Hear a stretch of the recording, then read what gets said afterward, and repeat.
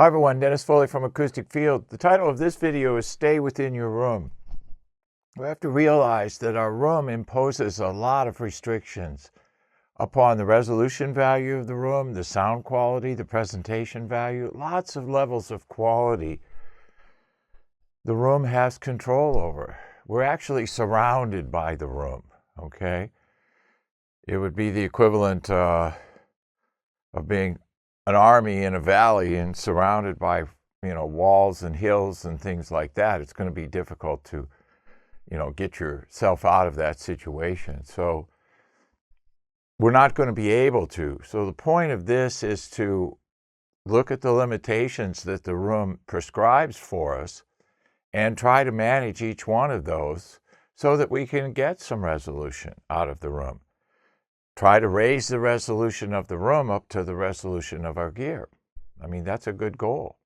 How do we do that? Well, we choose the correct room volume to match the usage. Can't put 18-inch subwoofer in a clothes closet.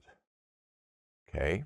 Got to use a little common sense here. I hate that word because what's common to one is not to others, and I don't even know anymore if that's a term in our vernacular, but anyway. You got to choose the correct room volume to match the usage. It'll make life a lot easier. It'll make life a lot easier in terms of treatment and things in the room. Okay, so we want to make sure that's our first objective. We have 3 pressure sound fields: floor to ceiling, sidewall, and front to rear wall. All 3 of those have to be addressed. In small rooms, it's pressure and reflections. Pressure is low frequency issues, axial, tangential modes. Reflections, tangential and oblique modes. So there's just 2 kinds of issues that we have. 2 kinds of main issues, 2 kinds of treatment, absorption and diffusion. So they're binary in that way. We got to minimize the peaks and the dips.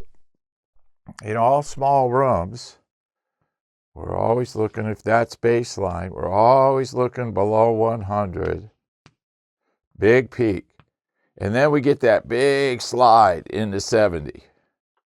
So you got maybe plus 12 here and minus 7 here. So you got what, minus 19 dB spread?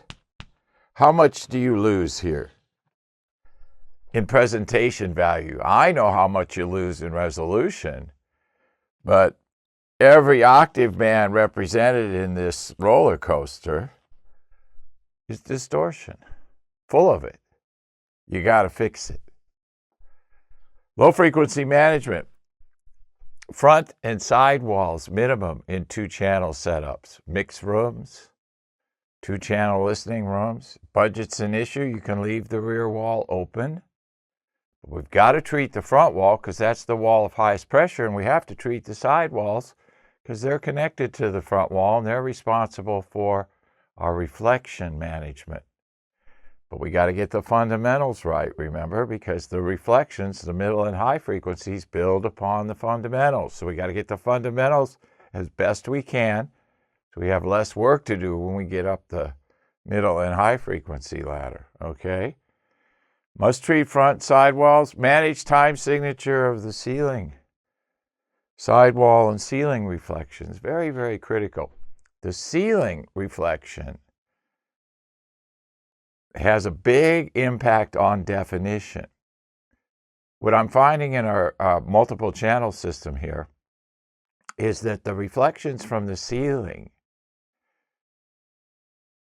cause the image on the screen to not be quite in a line with the video. The audio and the video are not quite synced, if you will. So if you manage to put the right rates and levels of absorption on the ceiling, then it comes better into focus. When you see the video presentation, when you see the pic on the screen, the audio is right there. There's no lag time, if you will, okay? So that's important. We're working on that right now. We've just added another 150 square feet to the ceiling. We do it in increments. So we'll feature all that in upcoming videos. So it's amazing, the change. It's very amazing with multiple channels. Obviously, I know the change with 2 channels, but with multiple channels, it's really impressive. So time signature, rate and level of absorption. Use diffusion, make the room sound larger. And of course, diffusion is a branch of psychoacoustics and how it works, and you can look that up. But basically, it minimizes the impact of the reflection. It takes one big reflection, if you will, and when it hits the wall or the diffuser, it breaks it up into a lot of little reflections, and that kind of helps or tricks our brain in the localization process of our brain. Our brains likes to work with larger reflections for spatial localization, but you break it down into smaller reflections, it can't localize. In our studio in Hollywood, it's a 9-foot ceiling, and I would put people in it and blindfold them, bring them in the studio, and I would play a few songs. I say, how high is the ceiling above you? 12 feet, 13 feet.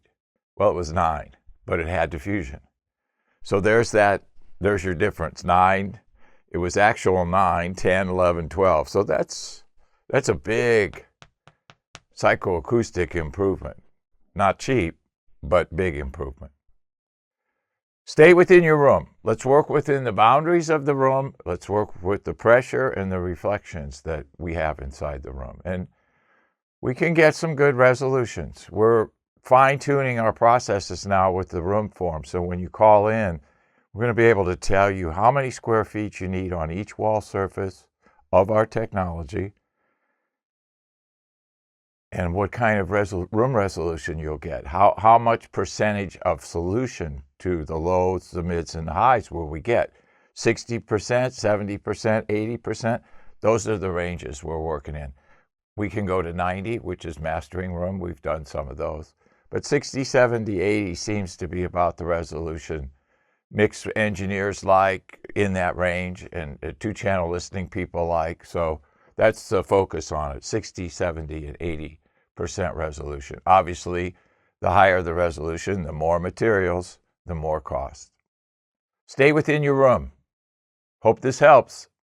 Thank you. Thank you for watching this video, and if you liked it, please give us a thumbs up. We also have a newsletter that you can subscribe to, so please do that because we offer special price discounts to only those on our newsletter. And then don't forget about our forum. We have started a forum on our own website where people ask questions, and I usually get a chance every couple days to look at it. There's an interchange between people on the forum, and we'll give you real answers on a regular basis, so that'll help you. Thank you.